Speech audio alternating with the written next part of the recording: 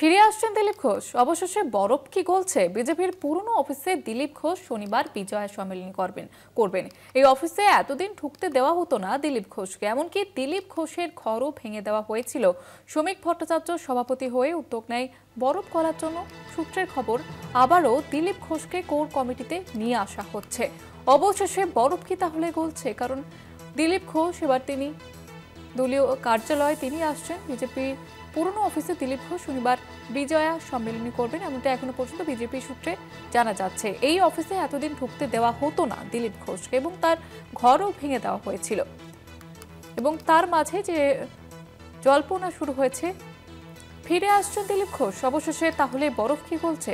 বিজেপির পুরনো অফিসে দিলীপ ঘোষ শনিবার বিজয়া সম্মেলনী করবেন। এই অফিসে এতদিন ঢুকতে দেওয়া হতো না দিলীপ ঘোষকে। এমনকি দিলীপ ঘোষের ঘরও ভেঙে দেওয়া হয়েছিল।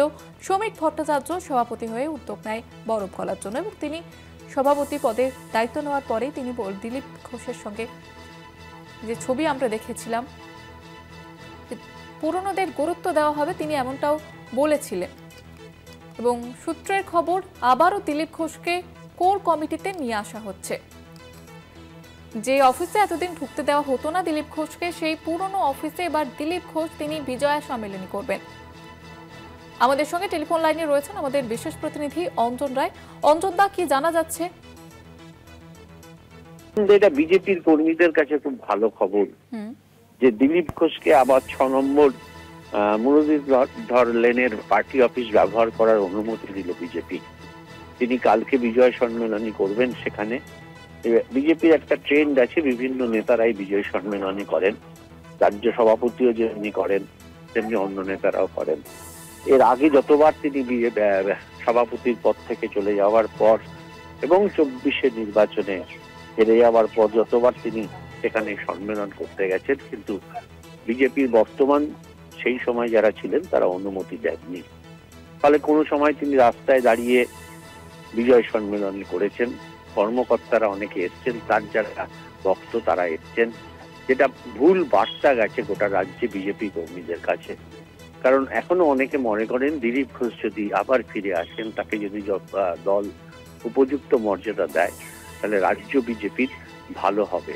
ফলে সেই সূত্র ধরেই শ্রমিক ভট্টাচার্য সভাপতির দায়িত্ব নিয়ে দিলীপ ঘোষ সম্পর্কে যে তিক্ততা ছিল সেই তিক্ততা কমানোর চেষ্টা করেন। তিনি ডেকে কথা বলেন, অন্যদের সঙ্গে কথা বলেন, কেন্দ্রীয় নেতৃত্বের সঙ্গে কথা বলেন এবং তাদের মনে হচ্ছে যে সেই বরফ গলতে শুরু করেছে। হয়তো দিলীপ ঘোষকে আবার কোর কমিটিতে শ্রমিক ভট্টাচার্য নিয়ে আসবেন। তিনি বাদ গেছিলেন, কোর কমিটিতে আবার শ্রমিক ভট্টাচার্য নিয়ে আসবেন।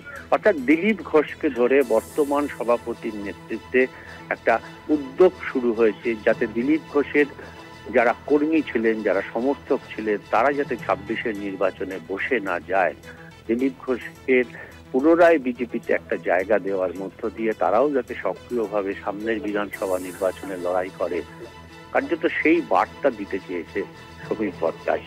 তারই অঙ্গ হিসাবে বলতে পারো যে ৬ নম্বর পুরনো পার্টি অফিস, যেটা রাজ্য কমিটির বিজেপির, কালকের বিজয় সম্মেলনীতে সমস্ত কর্মকর্তাদের সঙ্গেও দিলীপ ঘোষ তাদের আমন্ত্রণ জানিয়েছেন এবং রাজ্য অফিসকে ব্যবহার করার অনুমতি দিয়েছে, যেটা এতদিন তিনি পাচ্ছিলেন না।